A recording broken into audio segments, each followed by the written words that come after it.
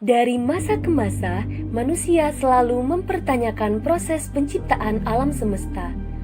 Berbekal akal dan ilmu pengetahuan, muncullah berbagai teori tentang penciptaan alam semesta. Salah satu yang kita kenal adalah teori Big Bang. Diciptakan manusia dengan adanya akal adalah kunci dalam memahami alam semesta, serta jalan dalam mengenal kebesaran pencipta. Sebelum kita membahas lebih jauh mengenai teori pembentukan jagat raya, alangkah lebih baik kita mengenal pengertian dari jagat raya.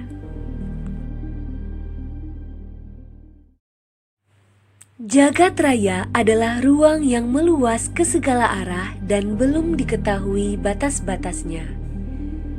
Jagat raya atau yang disebut juga alam semesta terdiri dari ribuan galaksi dan sistem bintang.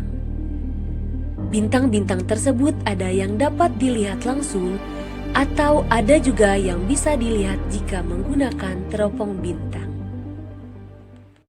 Banyak pendapat yang dikemukakan para ahli mengenai terbentuknya jagat raya.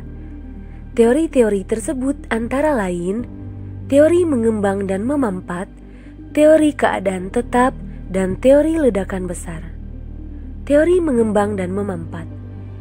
Menurut teori ini, jagat raya pada awalnya terbentuk karena siklus materi yang diawali dengan massa yang mengembang yang disebabkan reaksi inti hidrogen. Akibatnya, terbentuklah galaksi-galaksi yang diperkirakan sudah berlangsung selama 30 miliar tahun. Galaksi-galaksi tersebut lama-kelamaan akan meredup kemudian memampat yang didahului dengan keluarnya pancaran panas. Teori keadaan tetap. Teori ini menyatakan alam semesta tidak memiliki awal dan tidak memiliki akhir. Diusulkan oleh Sir Fred Hoyle, ia mengatakan alam semesta tidak terbatas dalam waktu dan memiliki kondisi yang sama dengan sebelumnya dan sekarang. Menurutnya, tidak ada galaksi baru yang terbentuk. Namun, teori ini memiliki banyak celah. Sebagai contoh, ketika teori ini mengatakan alam semesta tidak berubah dalam waktu, ada bukti bahwa alam semesta berkembang dan bintang baru lahir. Teori ledakan besar atau Big Bang Theory. Menurut teori ini, pembentukan alam semesta terjadi sekitar 13.700 miliar tahun yang lalu. Menurut George Lemaitre, dahulu terdapat galaksi-galaksi yang saling berdekatan. Galaksi-galaksi ini berasal dari massa tunggal yang menyimpan suhu dan energi yang sangat besar. Hal ini menimbulkan ledakan yang maha dahsyat hingga menghancurkan massa tunggal tersebut. Akibat ledakan tersebut, banyak materi yang terlontar ke segala penjuru semesta dalam bentuk serpihan-serpihan. Inilah asal mula terbentuknya jagat raya.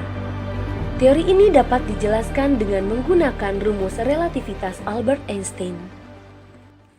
Dari ketiga teori ini, manakah menurut kalian teori yang paling masuk akal? Silahkan direnungkan. Berbicara mengenai jagat raya terdiri dari ribuan galaksi dan bintang yang tidak terhitung jumlahnya. Galaksi adalah kumpulan dari planet, bintang, gas, debu, nebula, dan benda langit lainnya. Benda-benda ini membentuk pulau-pulau di dalam ruang jagat raya. Terdapat beberapa bentuk dari galaksi. Di antaranya, ada galaksi berbentuk spiral, galaksi berbentuk spiral berbatang, galaksi berbentuk elips, dan galaksi yang tidak beraturan.